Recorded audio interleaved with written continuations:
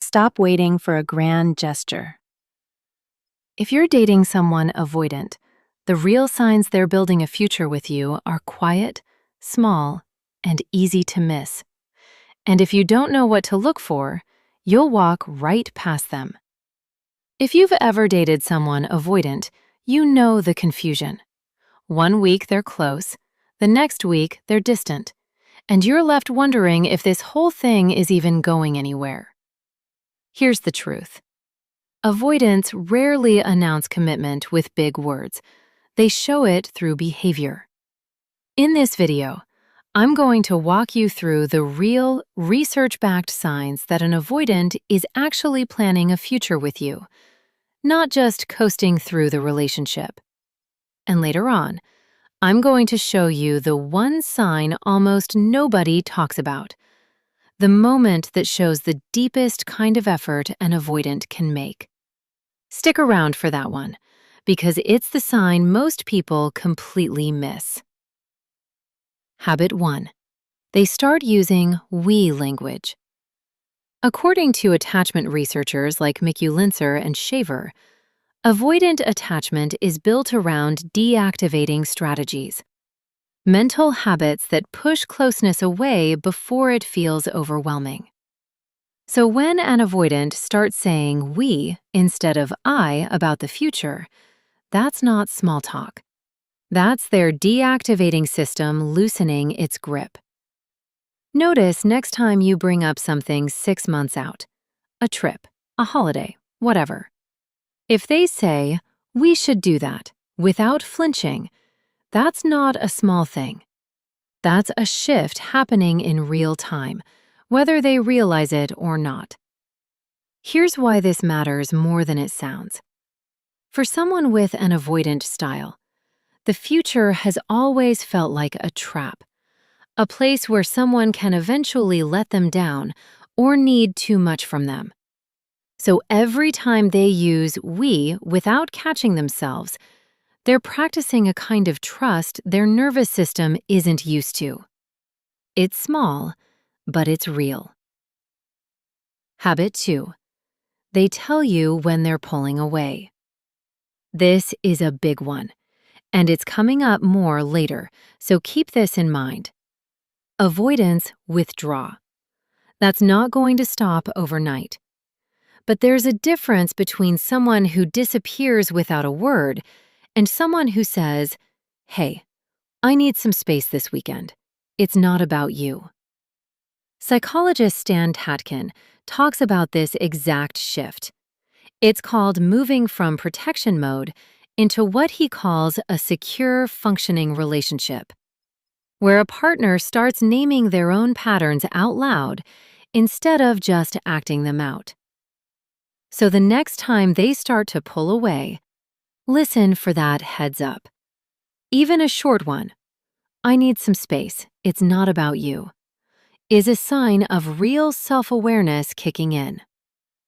John Bowlby, one of the founders of attachment theory, described how people react to disconnection with what he called protest behavior. Actions meant to restore closeness, even if they look messy from the outside. An avoidant naming their own withdrawal out loud is a quiet form of that same instinct, just filtered through a personality that was taught early on to handle distance alone. Habit 3. They let you in. During conflict, even a little. Here's the part I promised you. This is the one most people miss completely. Avoidants deactivate hardest during conflict. It's actually when the wall goes up the fastest. So if an avoidant stays in the room during an argument, instead of shutting down or leaving, that's enormous. Diane Poole Heller's work on attachment repair points out that staying present during conflict is one of the clearest signs of earned secure attachment forming. So when there's tension, listen for something like, I'm overwhelmed. Give me 10 minutes. I'm not leaving. That single sentence is doing more work than it looks like. It's someone choosing to stay instead of running the old script.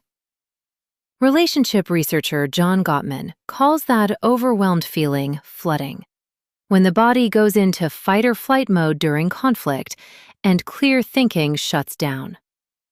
Most people just leave when they're flooded. Someone who names it and asks for a short pause, then actually comes back, is doing the hard, unglamorous work of staying regulated instead of disappearing. Habit 4. They bring you into their world.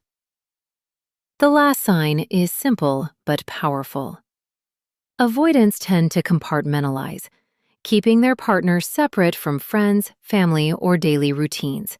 Since Simpson and Gangestad's research on attachment and social behavior shows avoidant individuals often limit how much a partner integrates into other parts of their life.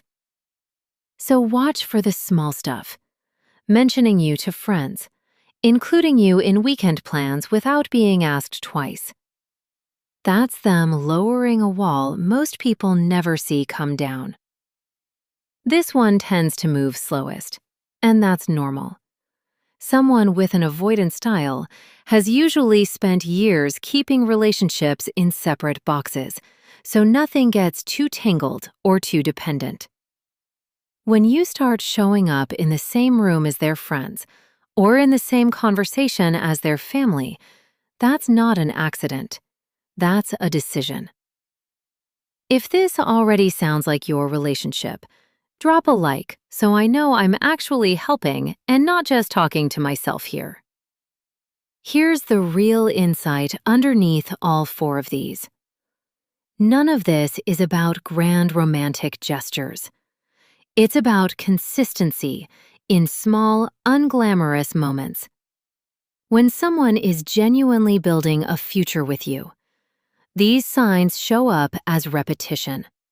The same small effort over and over, even when it's hard for them. So here's your empowered takeaway. You are not responsible for decoding someone's attachment style so you can love them harder. You're allowed to notice the real signs of effort, and you're allowed to walk away when those signs aren't there. That's not giving up. That's paying attention to what's actually in front of you. Before you go, have you noticed any of these signs in your own relationship, or is it mostly the opposite? Tell me which one hit closest to home. I read every comment, and I'm curious what you're all dealing with. If this gave you some clarity, send it to someone who's stuck wondering the same thing. It might be exactly what they need to hear today. If you found value in this video, don't forget to like and subscribe.